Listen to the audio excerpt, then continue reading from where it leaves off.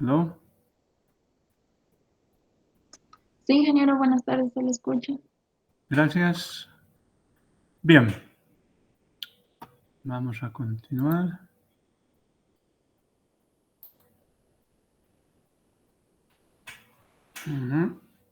Bien. La anterior clase habíamos quedado en... ¿Se ve? Sí, ¿no? Sí, ingeniero, se ve. Bien, Sí, el requerimiento de un buen sitio de presa, ¿no? El requerimiento básico dice, la zona debe tener una topografía tipo cuello de botella y la garganta debe ser estrecha y el embalse amplio. A ver, ¿cómo podemos interpretar el primer caso? ¿Qué significa esto? En el fondo dice debe tener una topografía tipo cuello de botella. ¿Qué es un cuello de botella? Es decir, las botellas son así, ¿sí?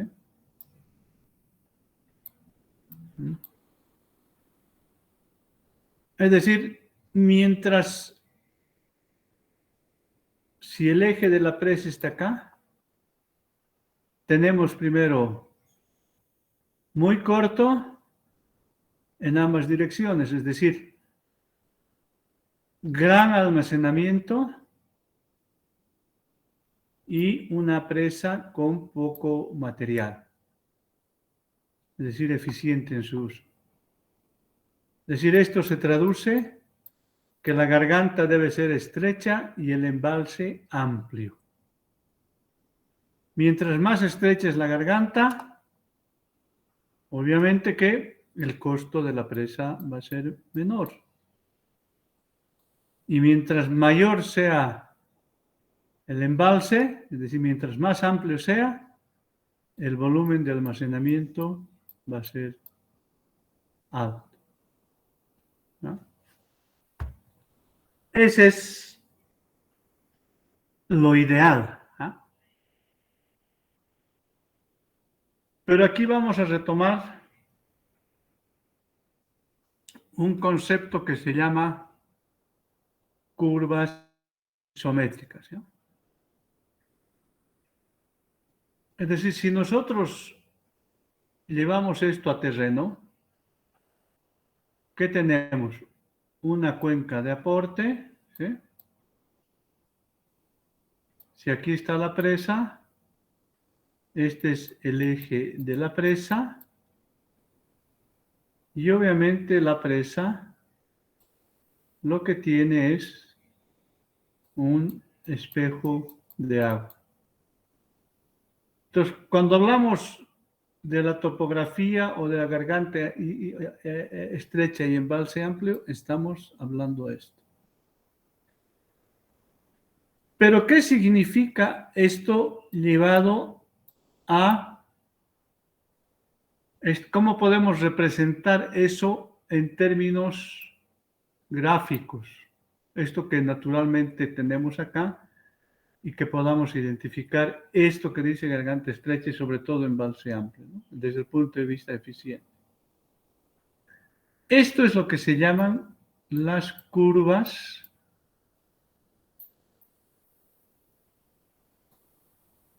ipsométricas, ¿no?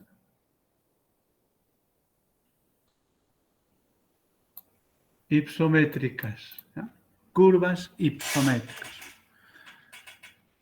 Vamos a ir a una pantalla.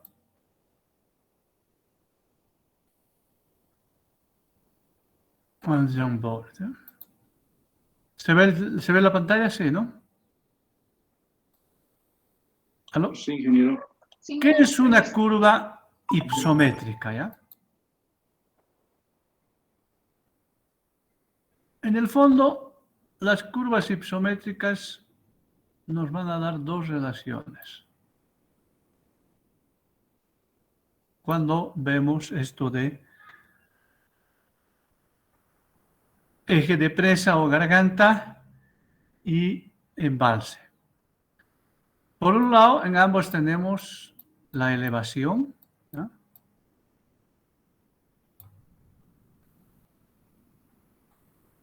En el primer caso, amplio embalse, tenemos la variable volumen, ¿ya? Pero cuando hay amplio embalse, también tenemos un espejo de agua, que es decir, el área. Es decir, tenemos la cuenca de aporte, ¿ya? Tenemos la presa aquí. Aquí está la presa. Y tenemos el espejo de agua, es decir, ahí. Cuando hablamos de estas dos curvas, estamos hablando de esto, es decir, son las curvas ipsométricas del embalse. Si hacemos un corte, vamos a más o menos, voy a ejemplificar así. Perdón.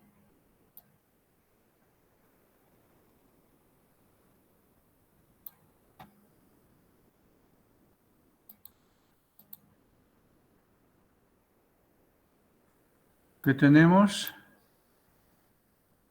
Tenemos la presa y eso. Entonces la presa lo que hace es un embalse, ¿sí? Aquí está el agua. Es decir, los azules corresponden, este volumen, este es B. ¿Ya? El área, el espejo de agua es A. Es decir, esto que está arriba es A.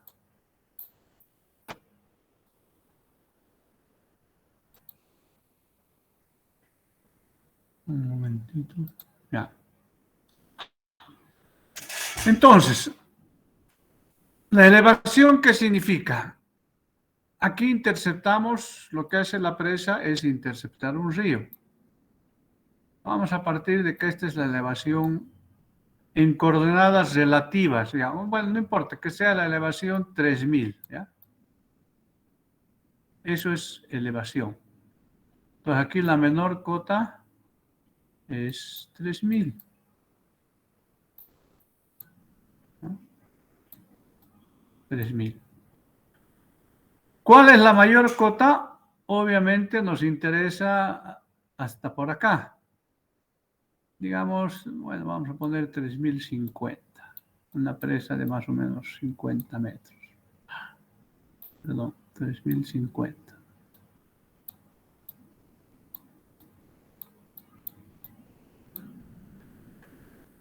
Entonces, desde el punto de vista de volumen,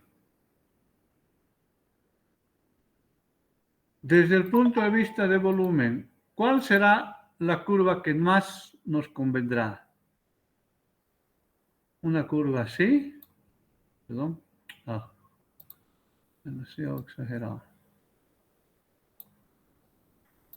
Desde el punto de vista de volumen, ¿cuál nos convendrá?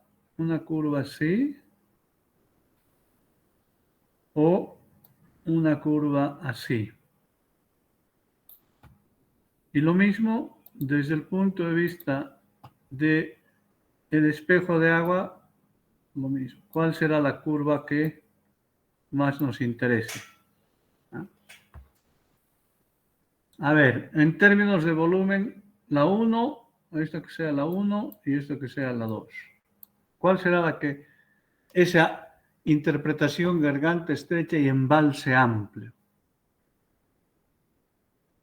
Garganta estrecha, ¿qué nos va a definir? Bueno, aquí tenemos altura de presa, ¿no?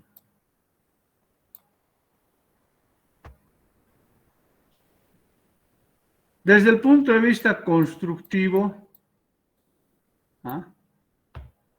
¿qué queremos? Que a pequeñas alturas tengamos un incremento grande de volumen. Es decir, si yo aumento 1 metro más mi presa, Oh. Es decir, si yo aumento 1 metro, si ustedes se fijan, por allá, vamos a asumir por aquí, tengo un delta B muy grande en el. Pero si tomo esta curva, para ese mismo metro, el delta B es pequeño. Entonces, ¿cuál me convendrá? ¿La 1 o la 2? Vamos. La 1, Inge.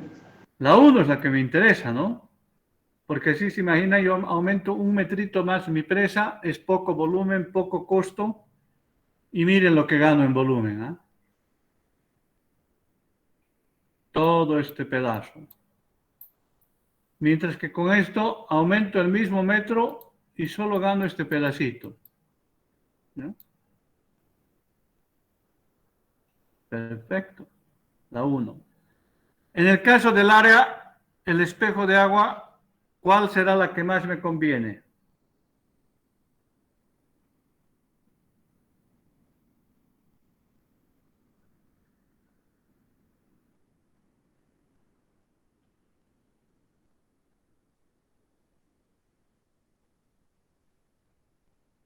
¿Ah? En esta, por ejemplo, vamos a cambiar, ¿qué significa?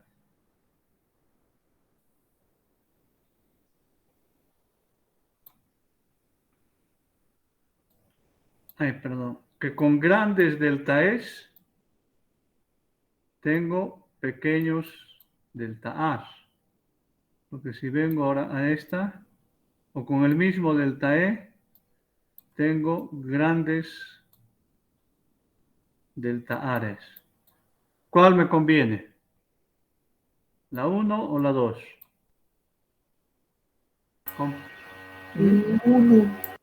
¿La 1?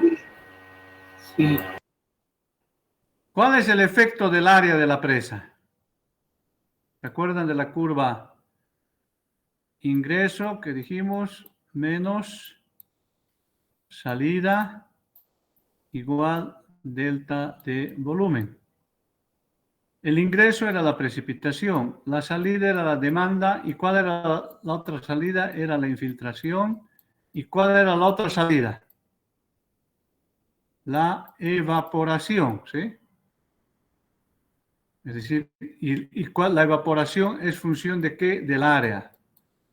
Es decir, mientras más área hay, más se evapora. Si yo elijo la curva 1, con 1 metro de altura me incrementa pero altísimo el área, por lo tanto voy a tener alta evaporación. Acá tengo alta evaporación, por lo tanto pierdo mucha agua. Mientras que en la 2 tengo, para la misma elevación, tengo poca área adicional. Por lo tanto, hay mucho más pequeña evaporación, pierdo menos agua. Pues desde el punto de vista de área, ¿qué me interesa? La curva 2. ¿Se dan cuenta?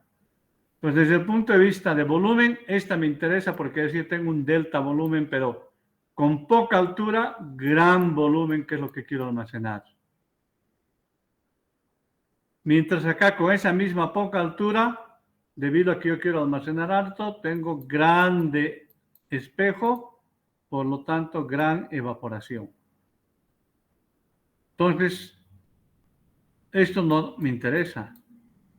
Lo que me interesa es que tenga poca evaporación. Entonces, esta es la que me interesa. Entonces están, como dicen, no están en desfase. Entonces, por eso es que la mayoría de las presas tiene sus curvas ipsométricas. Estas son sus curvas ipsométricas.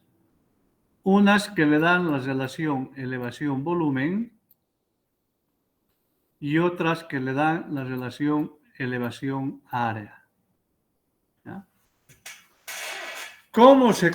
Ahora, ¿cómo se construye una curva ipsométrica? No se olviden que si yo tengo aquí la presa, aquí tengo curvas de nivel.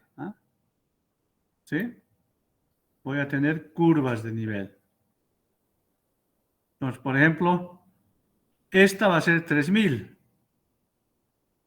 Aquí va a estar la 3001. Por acá va a estar la 3002, es decir, esta es la 3001. Esta es la 3002. Obviamente, bueno, voy a asumir que el área de agua es mayor, ¿eh? Puede haber un pedazo acá y también puede haber una 3002 aquí, porque aquí hay algún montículo o algo así. Puedo tener dos curvas cerradas, por lo tanto, cuando esté en 3002 voy a tener este espejo más este espejo. Entonces voy a tener que sumar. Entonces, ¿cómo se construye una curva ipsométrica? Por ejemplo, a 3000 metros, acá, ¿cuánto es el área? ¿Vale? 0. ¿Sí? ¿Por qué? No hay área. A 3000 metros, ¿cuánto es el volumen? 0. ¿Ya? A 3001. ¿Ah? Vamos a poner, aquí está 3001. ¿Cuánto es el área? Digamos, no sé, 3000. Ay, perdón. Entonces estoy a 3001. Si esta es mi curva, yo mido el área de la curva de nivel 3001. Digamos, me da, no sé, 10.000. Voy a poner metros cuadrados. ¿Ya? Pues ahora se dan cuenta, lo que yo tengo que calcular que es este volumen. ¿Para cuánto es el volumen a este valor? Entonces voy a asumir, en el fondo es una cosa así. ¿Sí? Es un triángulo. Es área de este más área de este, es decir, perdón, área aquí más área acá, dividido entre 2, multiplicado por la altura. Ese es el volumen a 3001, a 7, perdón, a 3001, ¿no? Entonces, digamos, volumen 100.000 metros cúbicos. ¿No? Entonces ya tengo este con este. 100.000 me define este punto. ¿Ya? Voy a ir a 3002. ¿Ya? Vengo a la topografía, área a 3002. Calculo el área. Digamos, este era 10.000, ahora es 20.000. 20.000 es el área. Entonces, vengo por aquí, subo por aquí. Bueno, voy a asumir que 3002 es aquí. Tengo el siguiente punto. A 3001 estaba acá, ¿sí? Este punto. Ya podría yo unir estos dos puntos así. ¿Cuánto es el volumen a 3002? ¿Ah? Entonces, a 3002 voy a tener este volumen que ya calculé, más un volumen que es un trapecio, ¿sí? Lo mismo, es este pedazo. Entonces, no se olviden que yo aquí en el volumen tengo que ir calculando el área, el volumen acumulado, mientras que en las áreas es el área total de la curva. Es decir, tengo que, entonces, el volumen a 3002 va a ser el volumen a 3001 más este pedazo, que es el área a 3001 más el área a 3002 dividido entre 2 y dividido y multiplicado por la altura entre las dos curvas, que como es 1 metro, entonces voy a tener volumen más este pedazo, más ese delta, ese es B2. Digamos, entonces estoy 3001, bueno, este era 3001, este es 3002. Entonces ya encontré el volumen, vengo por aquí, digamos, intercepto con 3002 y tengo este punto. Cuando vaya a 3003, el área es el del espejo. Bueno, 3003, área de espejo, pin, tengo otro punto. ¿Cuál es el volumen? Es el volumen ya hasta 3002, que es el que ya tengo calculado, ¿sí? Que era este. Más este incremento. Nuevamente, ¿qué es ese incremento? Es esta área, más, es el área 3002, más el área 3003, dividido entre 2, multiplicado por la altura, que es 1. Entonces voy a tener este otro punto, 3003. Y así sucesivamente voy uniendo los puntos, Entonces tengo mi curva ipsométrica área versus elevación y tengo mi curva ipsométrica área versus volumen. ¿Qué me da esta curva? En el fondo lo que me da es la forma física. Entonces cuando llueve y hay 1 metro de altura de agua, inmediatamente yo sé qué volumen ha sido acumulado. 1 metro adicional, qué volumen está, y así de esa manera yo puedo saber el volumen. Cuando atiendo la demanda, miro la elevación donde está y puedo saber qué volumen me queda en la presa. Y aquí obviamente lo mismo, la diferencia es que me dice qué área de espejo de agua tengo. ¿Para qué sirve el espejo? Para saber, por ejemplo, cuál es la distancia desde aquí hasta acá. Esas son entonces las curvas ipsométricas de una presa. Y ahora voy a hacer algo que es muy importante. ¿Cómo se determina la altura de una presa? Ustedes tienen la curva elevación versus volumen. Ustedes ya han hecho ese cálculo anteriormente, lo hemos visto. Digamos que nos dé esa curva. Entonces tengo que imaginarme, aquí tengo mi presa, que va a ser así. Físicamente, ¿se acuerdan de cuál era este es el nivel de aguas mínimas o nivel del eje? Ese va a ser la elevación 3000, ¿sí? Donde el volumen es 0. ¿Ya? Este punto es el eje de la presa. ¿Ya? Primero que tengo que poner el volumen muerto, que lo calculo, ¿sí? Con el transporte de sedimentos, etcétera. Tengo este volumen calculado. Pero yo tengo que calcular este volumen muerto asociado al periodo de vida útil de mi presa, digamos 100 años, ¿ya? Perdón. Entonces tengo que calcular en 100 años cuánto de sedimento va a entrar. Digamos 100.000 metros cúbicos. Entonces lo primero que tengo que hacer aquí, pongo los 100.000. Ese es el volumen muerto. Si yo pongo esto aquí, vengo aquí a mi curva, ¿y qué va a ser esto? Nivel, el NAM, ¿se acuerdan? Nivel de aguas muertas. Entonces, esta es la elevación de aguas muertas. Después, ¿qué pongo? Pongo el volumen útil, mi demanda. Pongo mi demanda. Es decir, pongo volumen útil. Entonces, mi presa, miren, este es ¿se acuerdan cuál era este? El nivel de aguas máximas.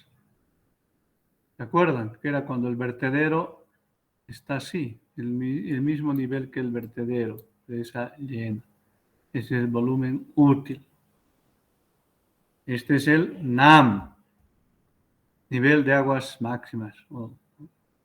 Por aquí anda el nivel de operación, que es la hora de toma. Pero después, ¿qué tengo que hacer?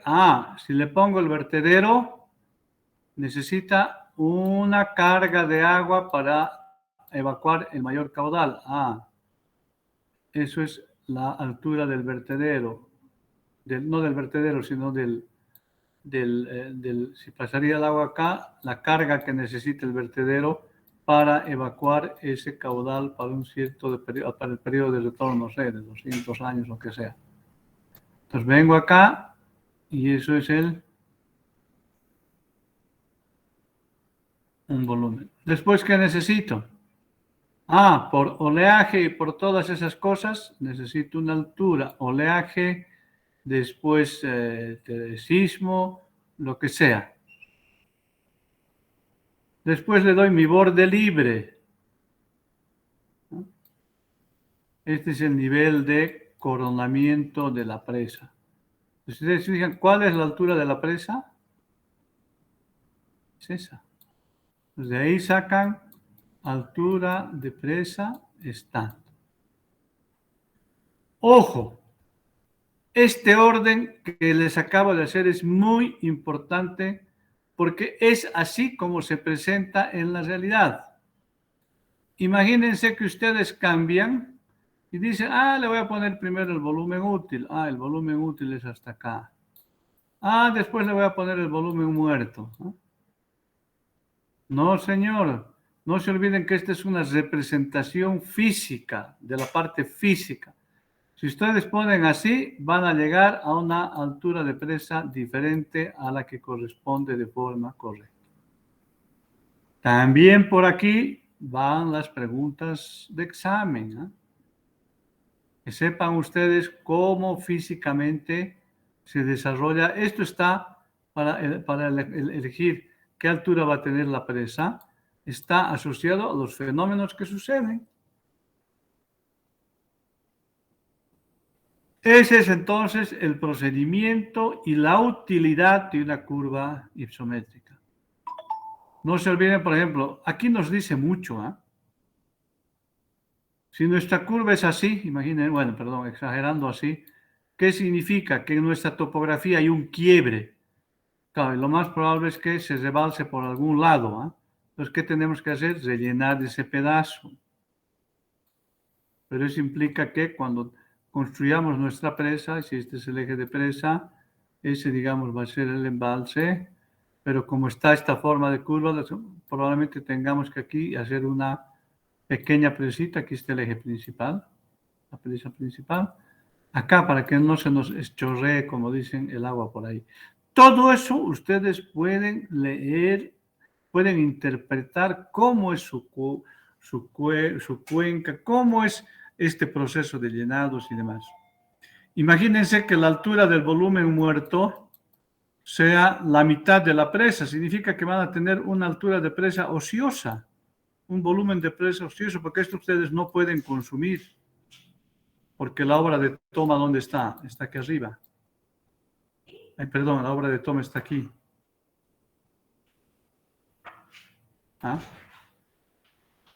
Entonces, esto les permite tomar decisiones, etcétera. Pero siempre en este orden. Obviamente, si esto me da es un volumen muerto, me genera una altura de presa que va a estar ociosa, que es 2/3 o más de 1/3, la mitad de la altura de mi presa, la voy a tener que pensar. ¿Qué haría? Tengo que cambiar de eje. Si cambio de eje, tengo que volver a hacer mi curva ipsométrica. Y si no hay posibilidad, tengo que evitar esto, o cómo hago para tener una obra de toma más abajo. Entonces ahí puede ser, por ejemplo, hay unos vertederos tipo Morning Glory que van, aquí está la presa, entonces se empiezan a utilizar para evitar entonces eso. Entonces, eso es la utilidad de las curvas ipsométricas, que las curvas ipsométricas lo que hacen es representarnos a través de estos dos gráficos todo esto que hablamos en términos de un buen sitio de presa. Sin necesidad de, salvo una topografía, pero sin necesidad de muchas otras cosas, esto es uno de los primeros productos que tenemos que elaborar para tomar decisiones, ¿no? Las curvas hipométricas, no se olviden. Por lo tanto, ustedes tienen que saber dibujar. Ya les he explicado el procedimiento y eso es algo que ténganlo por seguro que viene en examen. ¿Ya? Vamos a continuar.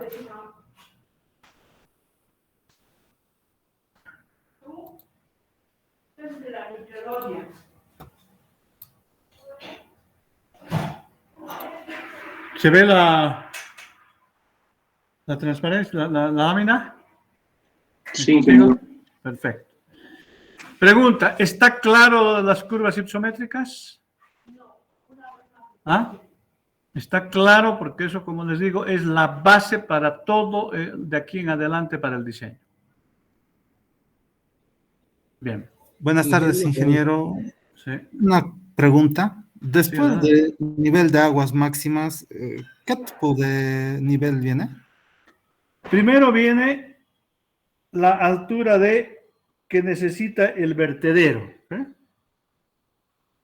La lámina que necesita el vertedero para evacuar el caudal para el periodo de retorno que ustedes han elegido. Primera altura adicional.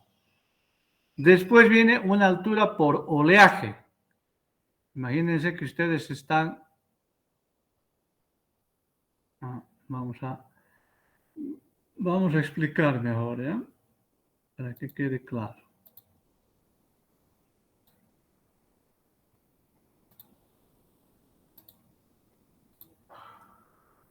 Vamos a borrar. ¿Se ve, no, el Jamboard? Entonces, cuando ustedes están, esta es su presa, voy a poner así, ¿ya? Y voy a dibujar su vertedero. Vamos a exagerar un poco, digamos el vertedero está por ahí, ¿ya? Entonces, obviamente ahí está la presa llena, ¿sí? ¿Está bien? Nivel máximo de aguas. Nivel de aguas máximo. Pero cuando llegue la crecida para el periodo de retorno que ustedes elijan, esta crecida, ¿se acuerdan? Puede ser 2.000 metros, 2.000 litros, no sé cuánto. Aquí hay un efecto de amortiguamiento y para evacuar esa crecida necesitamos una carga, ¿sí? No se olviden que un vertedero tiene también una relación altura-caudal y esa altura caudal es cuando hay una altura acá encima, ¿qué caudal se evacúa? Obviamente la mayor altura les va a dar la que necesitan para evacuar su crecida máxima. Ahí tienen una altura adicional por periodo de retorno. Imagínense que ustedes están con su presa llena, por lo tanto va a estar saliendo el agua, ¿sí? Y hay viento. ¿El viento qué hace? Levanta el agua. Y esta viaja. Entonces, esta va a generar una alturita adicional, que es la altura debido al viento. ¿Cómo se calcula eso? Imagínense, lo voy a hacer así. Y aquí está el eje de su presa, ¿ya? Entonces, ¿cuándo se presenta la mayor altura? Cuando esta ola, este oleaje viaja hacia la presa sin ningún impedimento y con la... Entonces, ¿qué significa eso? Yo tengo que buscar, si hay un viento, cuál es la distancia de aire, se llama así, distancia de aire. Es decir, ¿desde qué punto veo la presa? Voy a asumir que miércoles tengo justo ahí. Esto se llama fetch.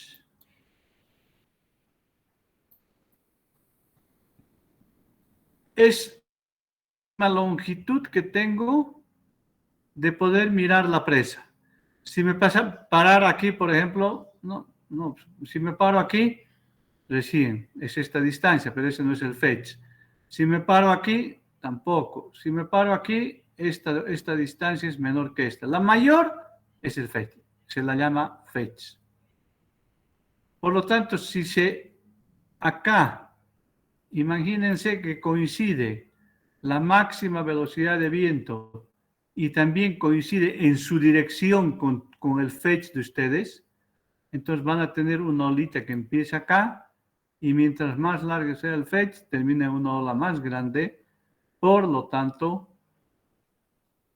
yo necesito esa altura de él. ¿Cómo se mide eso? Es muy fácil. La velocidad del viento, bueno, hay anemómetros, etcétera, ¿no? Entonces, en función de las alturas también ustedes pueden estimar. Y la altura de una ola está en función a la velocidad del viento. Entonces, conocen la velocidad del viento, determinan la altura de la ola. Entonces, esa alturita debido al viento. Imagínense que en esa situación se les presenta un sismo, un terremoto, o un EQ que se llama. Un EQ es un earthquake. Este terremoto va a agitar horizontalmente a su espejo de agua. Y si además están, imagínense, presa llena, al mismo tiempo el caudal, y al mismo tiempo se produce un sismo, obviamente va a generar una ola que se va a ir de lado a lado. Entonces, eso va a generar una altura debido al sismo. Pero obviamente estas no son sumas, ¿no? No se olviden que esto hay una probabilidad de que se dé esta. Hay otra probabilidad de que se dé ese viento.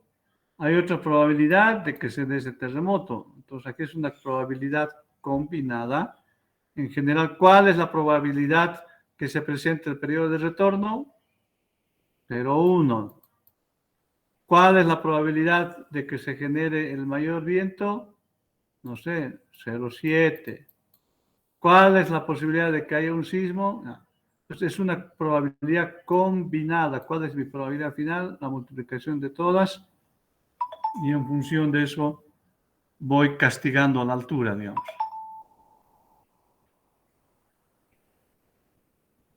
A ver, un momentito.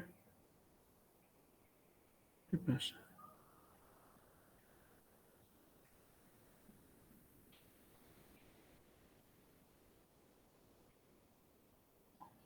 Entonces,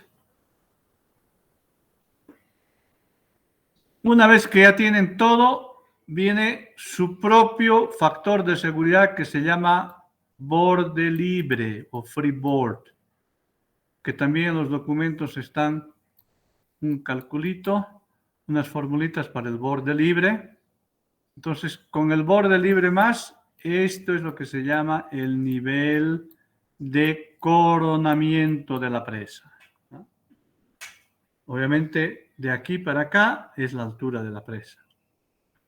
¿Hasta dónde tienen que hacer ustedes su topografía? Obviamente, del nivel de coronamiento unos metros más arriba.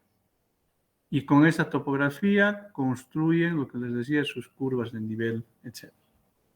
¿Está bien? ¿Está claro? Sí, todo claro, gracias.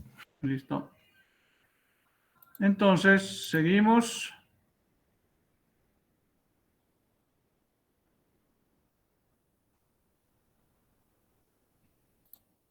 Bien.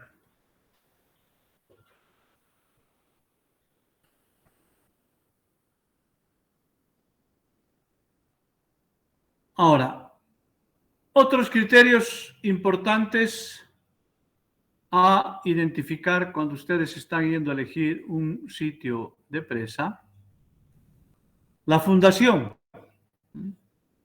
es decir, el tipo de suelo. ¿Qué significa? Ustedes tienen que ir a ver, no se olviden que interceptamos un río, aquí va a ser mi eje, creo, aquí está la garganta, etc. Tienen que dar una mirada a la fundación. Imagínense cuál será la fundación ideal que ustedes ven, donde van a poner su presa. ¿Cuál será la fundación que más les interesa?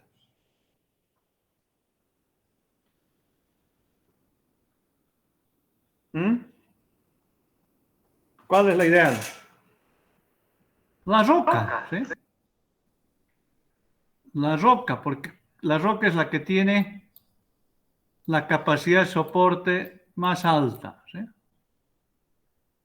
¿Cuál será la fundación que no quieren tener? ¿Ah? Vamos. Sobre Respuestas. arena, dice. ¿Cuál? Sobre arena.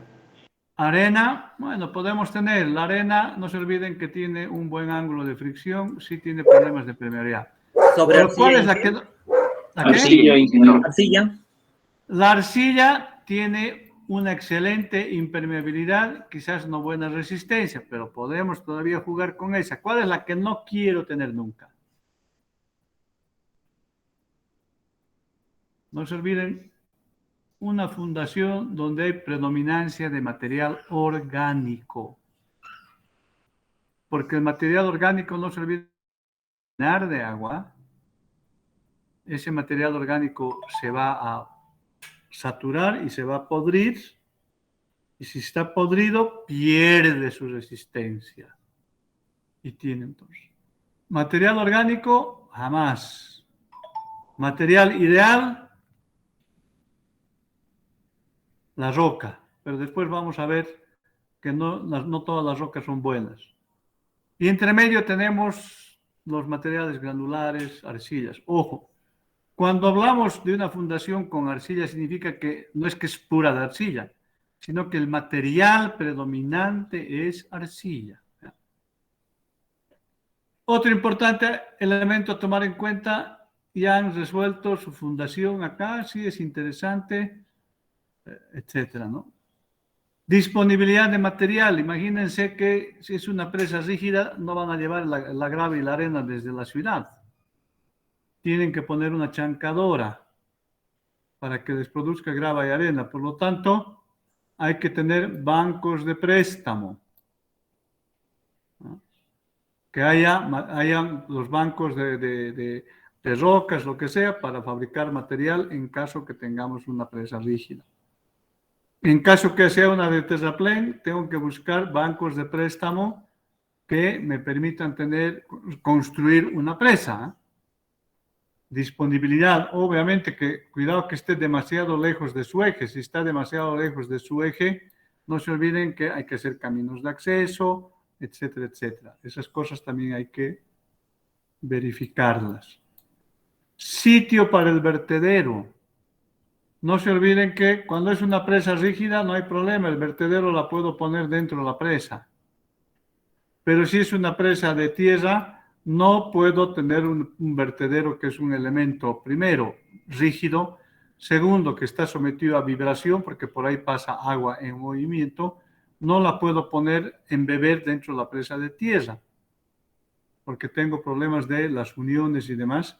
Tengo que buscar, ojalá, usualmente encontramos, al lado de la presa de tierra, ubico mi vertedero. O en otro lugarcito más allá, quizás mi vertedero, pero después del vertedero tengo que ver que haya un sitio por donde evacuar la crecida y que no me genera más bien problemas de desestabilizar laderas y demás. Entonces hay que ver también la ubicación del vertedero. Lo que les decía, orillas superiores, curva ipsométrica. Mira, si la altura de la presa es más o menos tanto, ver que la topografía no haya por algún lugar en que se les va a chorrear el agua. Porque para evitar chorrear van a tener que rellenar con pequeñas presas y eso también tiene un costo. Ojo, eso tiene también un camino de acceso y demás. Vasos no infiltrables. Cuidado que ustedes, antes pasaba el río por acá, y ustedes ponen la presa Por lo tanto, dan una carga adicional. Y si su vaso tiene una alta permeabilidad, por la carga van a filtrar y van a empezar a aparecer vertientes, ¿eh? Y por otro lado, si es muy infiltrable, van a perder agua del volumen. Van a perder volumen, perdón, de la presa y pueden tener problemas con su ecuación de equilibrio. Entonces hay que fijarse también cómo es la permeabilidad o el tipo de material en la zona donde se va a acumular el agua. Área de inundación, el espejo de agua es importante, ¿ah? Que no sea, etcétera. Y no se olviden que aquí vamos a inundar. Imagínense si hay terrenos agrícolas, hay que compensar. En el caso de Misicuni, estaba el pueblito de Misicuni, estaba sus cementerios. Han tenido que trasladar el pueblito, llevar su cementerio más allá del nivel máximo de coronamiento de agua. Y eso tiene costo. Por lo tanto, hay que ver que en el área de inundación no haya casas, no haya cultivos, y si hay, ojo, tienen que compensar. No se olviden que hay que transportar, hay que hacer una red de caminos para que vayan los camiones y todo eso, accesos y la instalación de faenas. No se olviden que es una presa donde va a vivir gente. En Misicuni creo que vivían como 400 o 500 personas. Por lo tanto, estas personas primero necesitan un lugar donde dormir, porque no van a ir y subir y bajar todos los días. Al subir, al estar viviendo allá, producen desechos. Hay que ver todo lo que tiene que ver con instalación de faenas, no vayamos a contaminar. Ahora es muy riguroso todos esos controles. Se usa mucha maquinaria, tendré que ver áreas de donde poner esas maquinarias, hacer mantenimiento, se utilizan muchos carburantes, ver temas de contaminación, etcétera, etcétera. Pues todas esas cosas ustedes ya las pueden ir viendo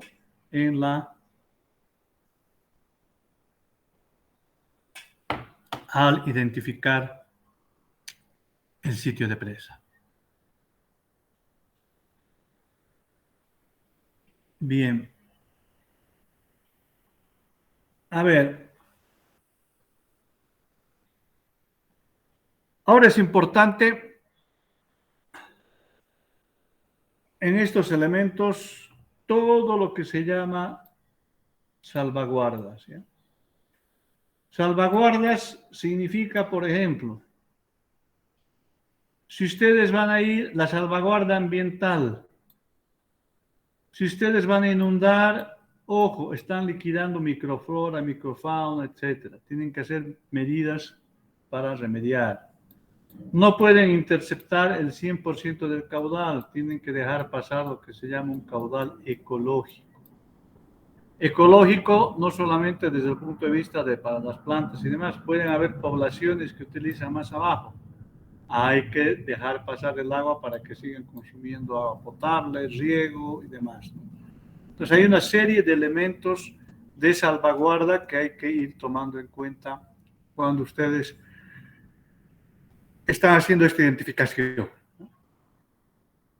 Bien, en función de eso, ustedes definirán qué tipo de presa van a elegir. Y viene la clasificación de las presas. Entonces, dependiendo obviamente de lo que hemos visto, hay materiales, los vasos son interesantes, hay gargantas estrechas. Es decir, con toda esa información que ustedes tienen, bueno, van a elegir. Hay presas de carácter rígido que se llaman, y hay presas que se llaman de terraplén o de relleno. Aunque existen, dice, numerosas tipologías de presas, en líneas generales podemos clasificarlas en dos grandes grupos. Las presas rígidas son lo que se llaman también presas de fábrica, es decir, trabajan con material fabricado. El hormigón se fabrica, si es de mampostería, la mampostería se fabrica. O presa de materiales sueltos, que también se dice, o presas de tierra. ¿Cuáles son hay en el mundo más presas de material suelto que presas de fábrica o de hormigón? Por eso dice siendo estas últimas las más útiles. Cuando hablamos de presas de hormigón o presas de fábrica, hay las presas de gravedad, es decir, aquellas que mampostería o lo que sea. Hay presas en arco y hay presas de contrafuerte. Entonces, hay 3 tipos de clasificaciones dentro de las presas. A veces también a estas se llaman presas rígidas, porque el hormigón es rígido, la mampostería es rígida, etc. Se llaman presas rígidas o presas también, a estas se le llaman de terraplén. Pero son materiales en base a la tierra. Esas son entonces las clasificaciones. Si ustedes tendrían una garganta estrecha, por ejemplo, una cosa así, garganta estrecha y demás, lo más interesante es que elijan una presa en arco rígida. Pero si tuviera una garganta más o menos de ese estilo, lo más probable es que elijan una presa de terraplén o presa de tierra o de materiales sueltos. Llenar de esto, se imaginan, de hormigón es carísimo, ¿eh? Tratar aquí de construir una presa de tierra es poco versátil. Esa es entonces la clasificación de estos tipos de presas. Aquí tienen otras informaciones. Las presas de hormigón se construyen enteras y se pueden clasificar según la forma de resistir las acciones, a diferencia de los materiales sueltos que permiten que se vierte agua sobre el cuerpo de presa, pero son más caras y requieren de una cimentación mejor. Los materiales sueltos son los que se construyen con gravas, rocas, tierras naturales. Hay diferentes clasificaciones, las vamos a ver. Entonces, las presas rígidas, hay presas de gravedad que pueden ser de concreto, mampostería, etcétera. Pueden ser en arco, que son de concreto, más mampostería. Hay diferentes tipos. Hay arco en bóveda, hay arco en gravedad, hay contrafuertes, hay muros y losas, etcétera. Esto intermedia, en general, no me gusta mucho combinar ambas. Y las de terraplén o de tierra, tenemos homogéneas de tierra con cara de concreto. Todo esto lo vamos a ver más adelante. Pero esas son las clasificaciones. Algo importante. Entonces acá vienen. Sí. Entonces, dependiendo de los principales materiales, hemos dicho presas rígidas o presas de terraplén. Aquí está la clasificación. Y las presas de relleno hemos visto.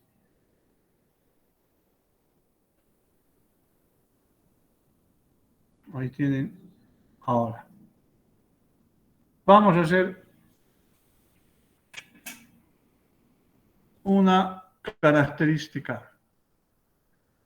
¿Cuál es el mecanismo de absorber la diferenciación entre una presa rígida y una presa de terraplén? ¿Cómo absorben los esfuerzos? Vamos a ir al Jamboard.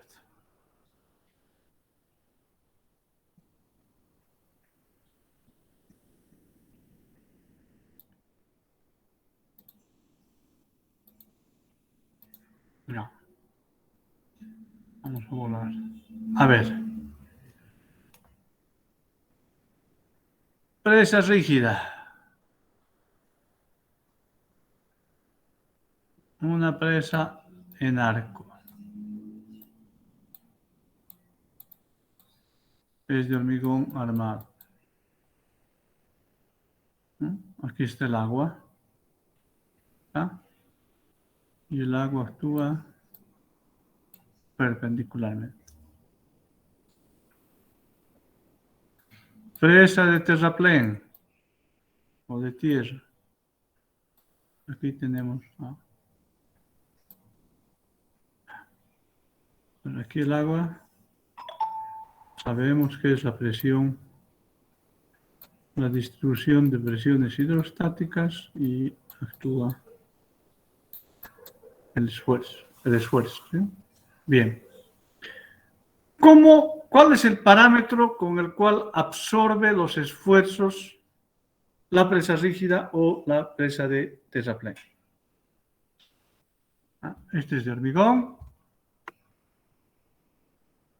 ¿Quién resiste en este caso y con qué resiste en este caso?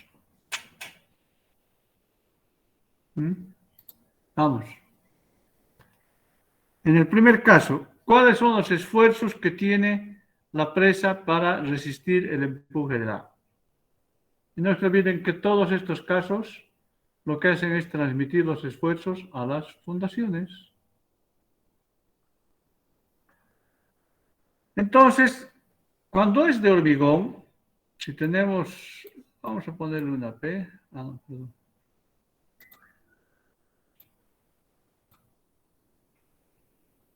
¿Qué es lo que va a hacer este? Este va a agarrar la presa, un esfuerzo, vamos a decir, ¿no? Esfuerzo. La presa, como es de hormigón armado, la resiste y transmite esos esfuerzos o fuerzas, a las fundaciones. ¿Dónde, con qué nos espera aquí? Simplemente con el sigma admisible.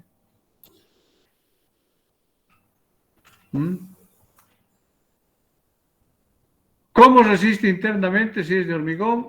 No se olviden, esto se llama las presas rígidas, su comportamiento resistentes por flexión. Y eso es fácil porque si hago un corte acá, no se olviden eso. Aquí está la fuerza de tracción. Esta es la de compresión.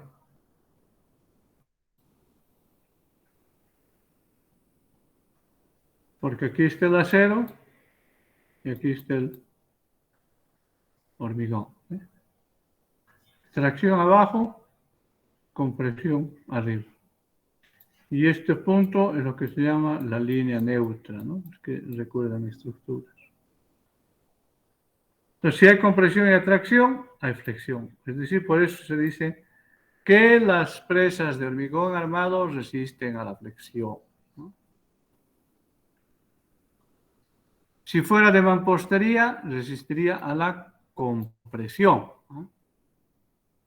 Está claro eso, ¿no? Es decir, la mezcla de piedra con hormigón es mampostería. La mampostería no es que hay flexión, etcétera, pero su principal resistencia es a la compresión. Mientras que una presa de tierra, esto es un esfuerzo. ¿Con qué esfuerzo contraataca? En este caso, lo que tiene que, para resistir la presa, es, si le viene un esfuerzo horizontal, es su esfuerzo de corte. Presas de terraplén resisten con su esfuerzo de corte. No se olviden que su esfuerzo de corte tiene tres parámetros importantes. El ángulo de fricción, que le da el material granular que tengo aquí. La cohesión, que le da las arcillas que tengo aquí. Pero hay una tercera cuando el agua está dentro de la presa por su red de infiltración, que ojalá nos ayudaría a la resistencia.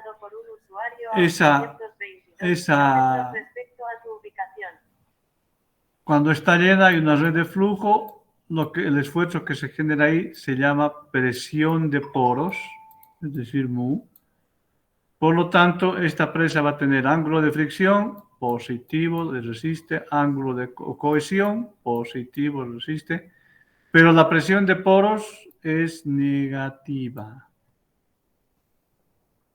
Por lo tanto, son estos tres que actúan para absorber, ese es su esfuerzo de corte resistente, mientras que el esfuerzo que genera la distribución de presiones hidrostática, este es el esfuerzo actuante. Entonces, esos son los mecanismos, las rígidas o las de fábrica que llaman por flexión, mientras que las presas de terraplén, su resistencia es por corte. ¿Ya? Eso es. Vamos a seguir viendo a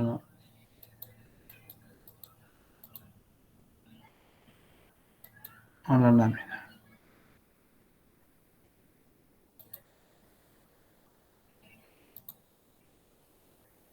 ¿Se ve la lámina? Sí, ingeniero. Bien.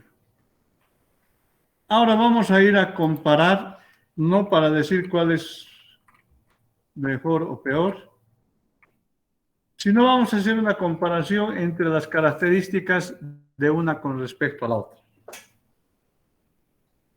Por ejemplo, desde el punto de vista de la fundación, obviamente, a ver, voy a volver al Jamboard.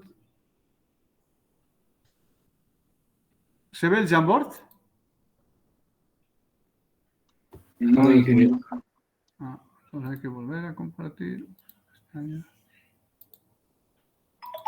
Ahora me imagino que se ve. ¿Sí? Sí, ingeniero. Un momentito.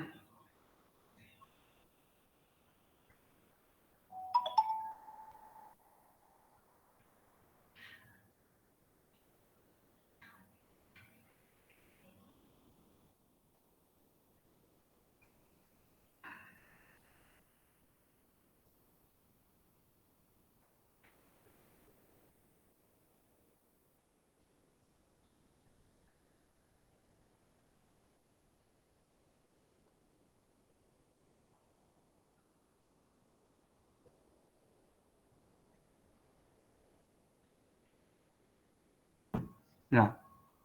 Entonces, ¿qué significa acá en esta rígida, por ejemplo, ¿no? Si el esfuerzo que transmite la presa de hormigón es mayor que el esfuerzo o la capacidad de soporte acá de la fundación, obviamente es medio complicado, porque de nada sirve cambiar a la presa, ¿eh? La presa no va a cambiar. Entonces es más complicado. Mientras que si tenemos acá el peso, ¿qué es lo que hace en el peso? Lo que nosotros hacemos es, y aquí tenemos un sigma admisible. Bueno, ¿cuál es el sigma actuante? Es todo el peso dividido por el área de la presa. Por lo tanto, si el sigma que está, el esfuerzo es mayor al admisible, bueno, yo puedo rebajar. ¿Qué hago? Aumento el área de contacto, ¿no? Es decir, puedo aplanar los taludes. Estoy aumentando esto, el sigma me va a disminuir, es decir, el esfuerzo actuante, y se puedo manejar mejor, puedo tener más flexibilidad en las presas de tierra que en las presas rígidas, ¿no? Es en ese sentido, entonces, que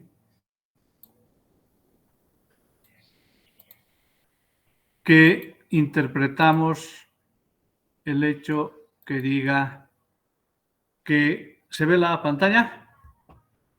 Entonces, que desde el punto de vista de la fundación, la de terraplén no es muy rigurosa, mientras que las rígidas es rigurosa. Es decir, por eso es que en las rígidas generalmente buscamos roca. Desde el punto de vista de los materiales, obviamente la de terraplén utiliza materiales locales, hay poco transporte, los caminos de acceso son cortos, etcétera, etcétera.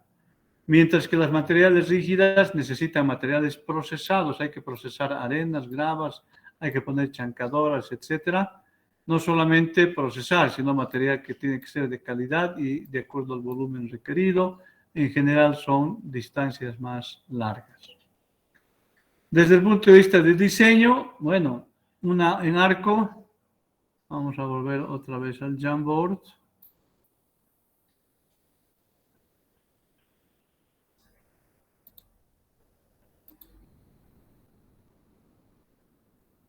Vamos a compartir así. Dice, esto es muy difícil construir por etapas, las rígidas. Mientras que si aquí tenemos que aumentar, simplemente hacemos esto. Y aumentamos esta cantidad de material. Entonces, desde ese punto de vista, es que se menciona que,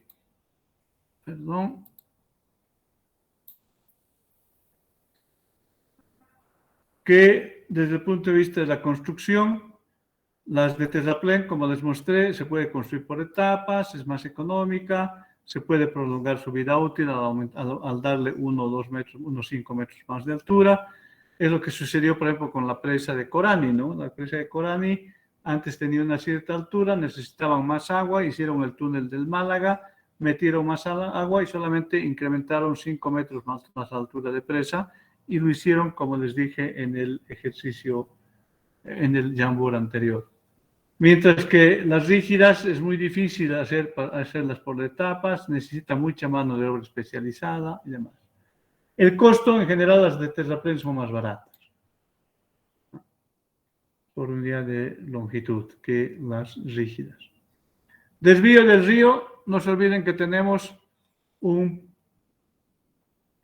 evacuar cuando nuestra presa esté llena, por ahí tenemos la presa llena. A ver, perdón. Desvío del río. Eso también lo voy a explicar en el Jamboard.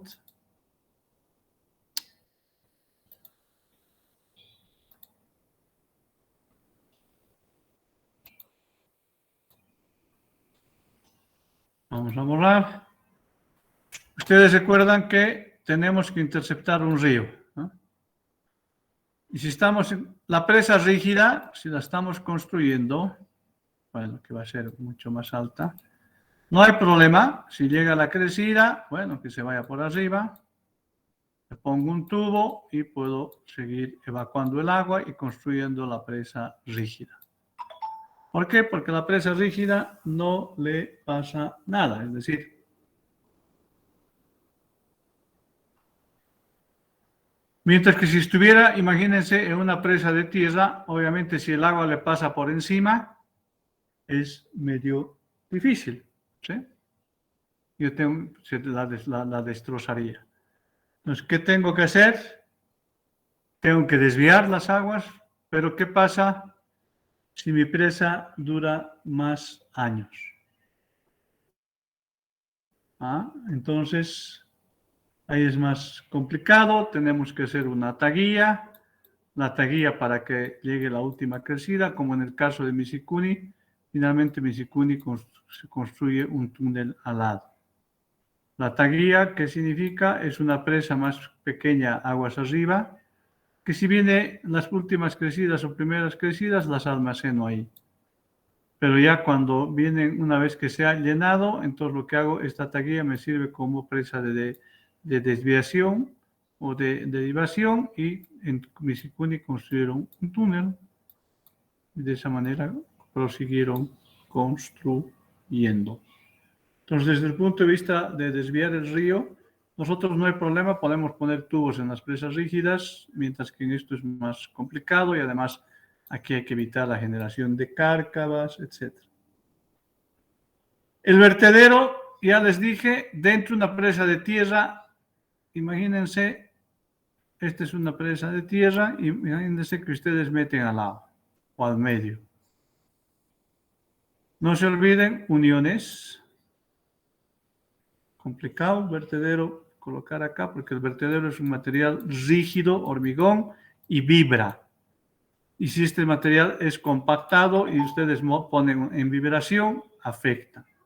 Entonces no es posible. Hay que buscar un sitio fuera de la presa. Mientras que si estamos, imagínense, en una presa en arco, no hay problema, es de hormigón, acá mismo embebo en el hormigón mi vertedero. O sea, salto de esquí, como ustedes quieran llamarlo, como es perfil Krieger, etc. Entonces, desde el punto de vista del vertedero, es más costosa las de terraplén porque te las tengo que colocar al lado. Mientras que es menos costosa en la de presa rígida porque la puedo embeber en la misma. Lo mismo en las compuertas, casas de máquinas, etcétera. Si son presas múltiples, por ejemplo, en las presas rígidas no hay problema. Aquí yo puedo hacer el penstock, la casa de máquinas, no importa que vibre porque es de hormigón. Mientras todo eso es imposible colocar, en este caso, dentro de la presa, porque no podemos poner elementos que vibren o que puedan generar caudales por encima del coronamiento.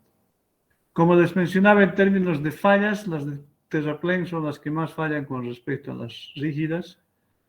Y mantenimiento, vamos a hablar en otro momento más adelante.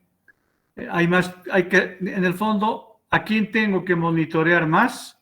A la presa de tierra que a la presa de rígida, o a la presa de tierra o la presa de fábrica, lo que se llama.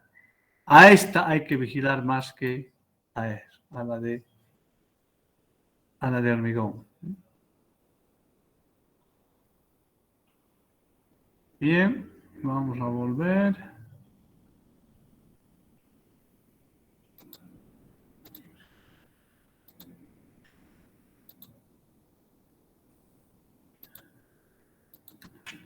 ¿Se ve la pantalla? Sí, ingeniero. Esas son entonces las características que uno puede comparar. Entonces, ¿cómo seleccionamos con todo lo que hemos visto? Primero que obviamente el proyecto tiene que ser una solución a una necesidad social, económica, que el proyecto responda al fin y que los servicios que se esperen obtener por medio del proyecto justifiquen su costo. Bueno, hay siempre la utilidad. Bueno, hay algunos otros elementos, el gradiente hidráulico, es decir, la cantidad de agua.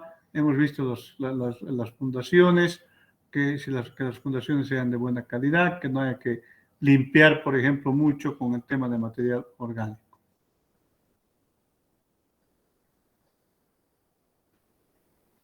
Y a veces se consideran estas clasificaciones que ya hemos visto de acuerdo al uso, al proyecto, es decir, ya hemos visto clasificación en función de almacenamiento, interceptar la escorrentía en época de lluvias y almacenarla para su utilización durante el periodo de estiaje.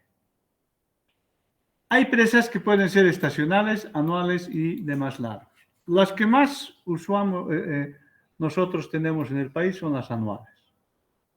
Es decir, acumulo el periodo de lluvias y atiendo una demanda durante el año. Se llaman presas estacionales, es decir, aquellas que tienen periodos de acumulación de menos de un año. ¿Dónde tenemos esos tipos de presas? Todo esto, los periodos de almacenamiento dependen obviamente del régimen de precipitaciones. Si nuestro periodo de lluvias es bien marcado, como el que nosotros tenemos, a fin de año llueve y después no, en general entonces son anuales. Pero si nuestro periodo de lluvia sería un poco más regular, que llueve un poco más en enero, en febrero, marzo, durante todo el año, etc., ahí, con esa cierta certidumbre, uno puede trabajar con presas estacionales, es decir, para la mitad del año, lo que sea. Mientras que si tenemos una fragilidad en las precipitaciones, caso, por ejemplo, el Nordlipes, las zonas que tenemos altas del país, es decir, si tenemos que tener la seguridad de la poco que haya de agua, sea en exceso, la captemos. En esos casos, lo que se hace es entonces a veces se diseña para presas bianuales, ¿no? Es decir, que si ahora tenemos un buen régimen, sabemos que después puede haber una sequía por su propia fragilidad, entonces hacemos ese tipo de periodos de almacenamiento. Ya lo han visto, para agua potable, para recreación, sigue siendo para negocio, para animales, etcétera, para generación de hidroeléctrica y demás. Actualmente, casi todas las concepciones de presas son para uso múltiple. Es decir, agua potable, riego, electricidad, etcétera, etcétera, ¿no? Es decir, es de carácter múltiple. Presas de derivación, ya hemos hablado, proporcionar la carga necesaria para desviar a aguas, a tomas, a canales, a sistemas de aducción y demás. En general, están muy asociadas al riego. Presas de retención reguladoras, también lo hemos hablado, regular y retardar las crecidas, almacenan temporalmente, liberan gradualmente. Es decir, lo que tenemos que hacer es achatar ese hidrograma. Al achatar el hidrograma, minimizamos los impactos de riesgos abajo. Entonces, esas son las funciones y usos. Bien, hay una clasificación que se llama la clasificación desde el punto de vista de proyecto hidráulico, entre presas vertederas y presas no vertederas. ¿Qué es una presa vertedera? Que se proyectan para descargar sobre sus coronas. A ver, les voy a hacer una pregunta. Y me van a responder en el chat. Aquí hoy hay 56, pero la respuesta es rápida, por favor. ¿eh? Voy a además verificar si efectivamente están los 56. ¿Cuántos de ustedes conocen la angostura? Pongan sí los que conocen y no los que no conocen. Ahora mismo.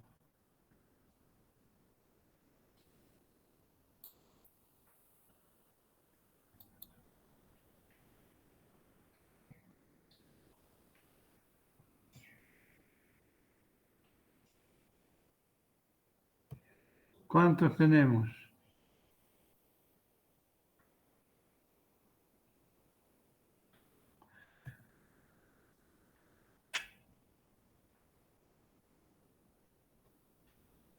¿28? ¿Dónde están los otros? Significa que no están. Ya, estos van a quedar registrados entonces como presentes. ¿Sí?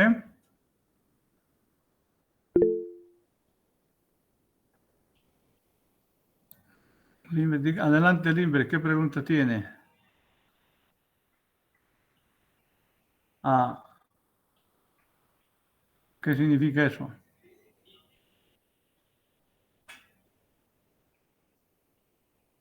A ver, vamos a ir al chat otra vez.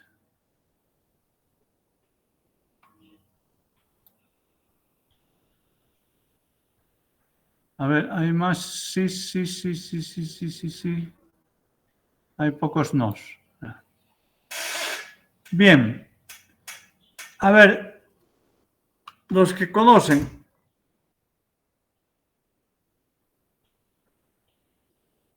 ¿Dónde está el vertedero de la presa Angostura? A ver, díganme. En la avenida Petrolera, ingeniero, al ir a Spunat, creo que es. No recuerdo. El vertedero de la presa. En la avenida Petrolera no puede estar. La presa México, la presa Angostura está ahí en la entrada de Taratas, ¿eh? En el lugar donde está la presa, los que me han dicho que conocen ahí la Angostura, me imagino que han paseado la presa, ¿no? ¿Han ubicado el vertedero?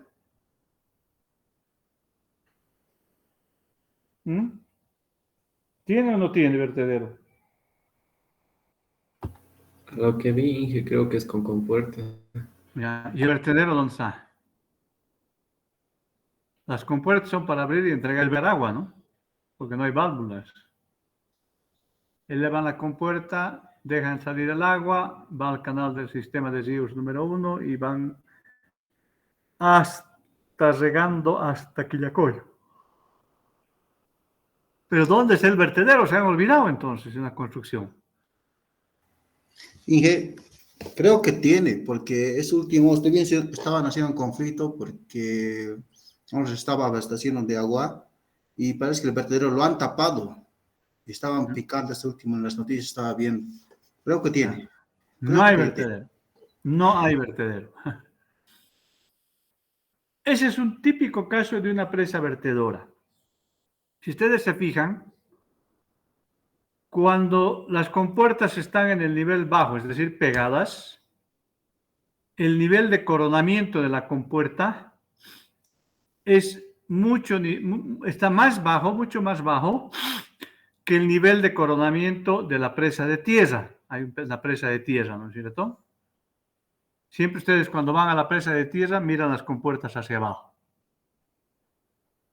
Entonces esa presa, cuando está llena y viene llena, largan entonces las compuertas. Por lo tanto, el nivel de compuertas va a ir subiendo. Y van a ver que cuando está con compuerta totalmente abierta, el nivel de coronamiento de la compuerta sigue estando bajo el nivel de coronamiento de la presa de tierra. Es que si está totalmente abierta la presa y va a llegar una crecida, por supuesto que esa presa está diseñada para que el agua pase por sobre las compuertas, sobre el nivel máximo de compuerta. Porque no puede permitirse que se rompa la presa, digamos, que evacúe. Entonces, por eso es que esa es una típica presa que se ha sido proyectada para descargar sobre su coronamiento en caso que esté en la situación extrema. Mientras que si ustedes van a Corani, por ejemplo, el nivel del vertedero siempre está más bajo que el nivel de coronamiento de la presa. Es decir, jamás se puede permitir que el agua pase por sobre el coronamiento de la presa. Porque si no, se viene abajo la presa, como vimos en la primera lámina de nuestra clase. Entonces, esas son las que se proyectan para que no rebase el agua por su vertedero. Entonces, esa es otra clasificación. También hay la clasificación por los tipos de materiales, de tierra, de enrocado, de hormigón como contrafuerte, de hormigón tipo arco, etcétera, etcétera. Ustedes van a ver muchísimas clasificaciones. También hay clasificación por la forma del valle y su fundación. Por ejemplo, si el valle es de este estilo, aquí tipo de presa de relleno, ¿no? Aquí una presa de relleno. En este tipo de valle, este tipo de fundación, bueno, podría ser una presa de relleno, de gravedad o de contrafuerte, ¿no? Es decir, este estaría resistiendo por su propio peso.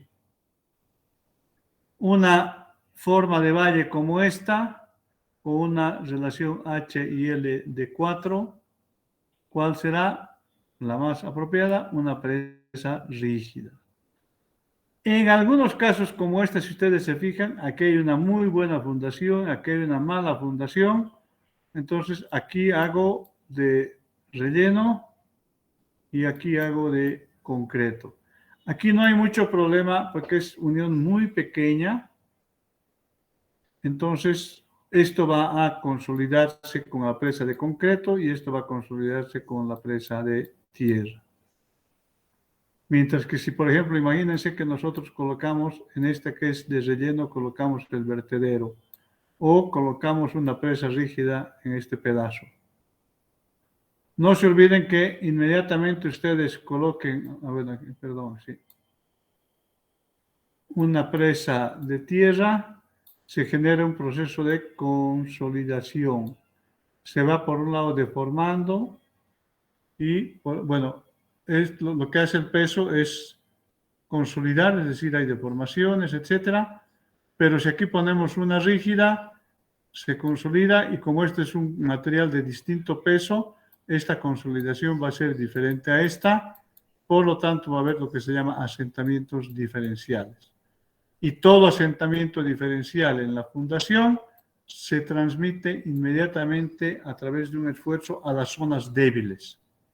Es decir, sobre todo aquí va a ir a las uniones o a las de tierra. Entonces, esas son las formas de valle, los tipos de fundación que también les dan para elegir. Otros aspectos hay según la topografía, según la geología, según la disponibilidad, según la hidrología, el tamaño y ubicación del vertedero, si es una zona sísmica, no es sísmica, por supuesto también de acuerdo al propósito, de acuerdo al costo-beneficio, hasta la apariencia. Les voy a contar una anécdota para terminar. Aquí les voy a ir al Jamboard.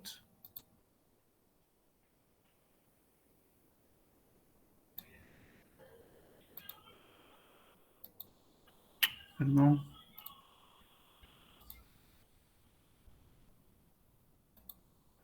Esto es cierto, es un lugar que en Italia, ¿ya? Era un pueblito que imagínense, es un pueblo de esos emblemáticos, 5.000 personas que viven, pero cuando llegaba el verano tenía una población flotante de casi 100.000 personas o más. Creo que era más, un montón de gente. ¿Qué era lo atractivo? Entonces, aquí, este pueblito decidió, necesito dar mejores servicios a mis clientes, a mis poblaciones flotantes. Tenía un problema de agua, ¿no? Porque todos estos, además de dormir en el pueblo, después iban a caminar a la montaña, etcétera, etcétera. Es decir, consumían mucha agua y como el pueblo era pequeño, no tenía la capacidad, entonces decidió mejorar su abastecimiento de agua y para ello necesitaba una fuente y decidieron colocar una presa de hormigón, ¿no? Ahí estaba la presa, etc. Vino ese verano, llegaron las 100.000 personas, ya, perfecto, bien. Viene el siguiente verano y no llegaron ni 10.000. Tremenda crisis, ¿no? Inversión económica y demás. Hicieron una encuesta. Querían saber cuál era la razón por la cual había problema. Resulta que en la encuesta la gente venía a este sitio, toda la zona, voy a decirlo, para caminar, etcétera, etcétera. Sobre todo era para trekking, ¿no? Es decir, como es una zona de montaña, porque era en el norte de Italia. Resulta que la gente que antes le gustaba esta zona porque era había sido poco intervenida, es decir, muy linda y demás. Y resulta que cuando hacían trekking, caminaban, se encontraban con un gran pedazo de hormigón. Y eso no les gustaba, entonces cuando retornaron, se fueron de su verano, boca a boca, contaron sus experiencias y no volvieron. Entonces había una inversión realizada. ¿Qué hicieron ellos entonces? Se dan cuenta, la apariencia de la presa les había generado esto. Entonces, hicieron todos unos cambios sutiles en todas las trayectorias de trekking, es interesante, de modo que en cualquier punto que estés en las rutas para caminar o en los lugares para acampar y pasar la noche, etcétera, de ningún sitio tú podías después divisar la presa. Inclusive habían hecho una serie no eran obras, sino campañas, elementos ambientales, árboles, etcétera, etcétera, en aquello que no se podía cubrir, pero realmente de ninguna ruta de caminata o lugar de pernocte, ya no se veía la presa. Y volvieron entonces a recuperar su turismo. Ojo, es bien importante, sobre todo ahora, esto de la apariencia, ¿no? Yo hace poco fui, por ejemplo, en bicicleta a esta que le llaman la Laguna Turquesa, ¿no? Y realmente desde el punto de vista de apariencia es horrible, ¿no? cómo desentona con todo lo que es el contexto ambiental, etcétera, etcétera, ¿no? Yo creo que deberían hacer algo, ¿no? Eso es entonces. Vamos a dejar de compartir ahora.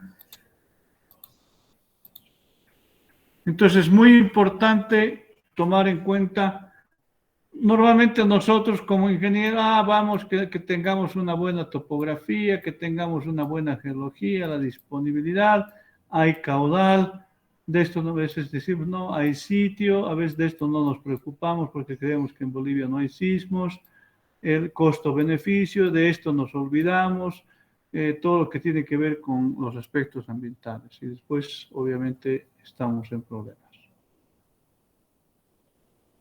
Bien, vamos a quedar aquí. Esa ha sido la introducción general hasta cómo elegir un sitio de presa, cómo elegir. Y al final ustedes de aquí, de todo este proceso que hemos hablado hasta ahora, salen con una decisión de elegir su tipo de presa. Y nos vamos a concentrar entonces, de hoy en adelante, exclusivamente en las presas de tierra. Porque las presas de hormigón y todo eso, bueno, eso ustedes lo pueden ver en estructuras, es un tema estructural. Mientras que una presa de tierra amerita una serie de análisis. ¿Está bien? Perfecto. ¿Preguntas? ¿Cómo vamos hasta ahora? ¿Bien? ¿Se entiende? ¿Me confirman? Sí, Inge, todo bien. Sí, ingeniero. Sí, todo bien. Bien. Vamos a hacer entonces un ejercicio. Hay 55 personas. Bueno, nos vemos el lunes. Que tengan buen fin de semana. Hasta luego, Hasta luego, ingeniero. ingeniero. Gracias. Y nos quedamos